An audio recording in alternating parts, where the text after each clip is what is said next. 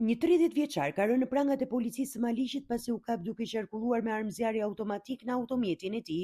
Sipas burimeve zyrtare, arrestimi u realizua në kuadër të operacionit koduar Sovjani, i ndërmarr pas informacioneve operative se një shtetas lëvizte i armatosur në zonë. Shërbimet e policisë bën të mundur lokalizimin e automjetit në një rrugë mes parcelave bujqësore në fshatin Sovjan dhe ndërhyn menjëherë për kontroll. Gjatë kontrollit, në mjet u gjet dhe u sekuestrua një armë zjarri tip automatik. Kontrollet vijuan dhe në banesën e të Rriut, ku zbulua një armë gjau teke dhe një sasi e vogël municioni luftarak.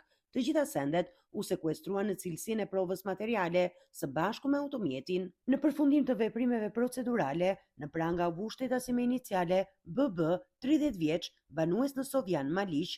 Ai akuzohet për veprat penale, mbajtja pa leje dhe prodhimi i armëve shpërthyese dhe municionit, si dhe prodhimi dhe mbajtja pa leje e armëve të gjuetisë dhe sportive.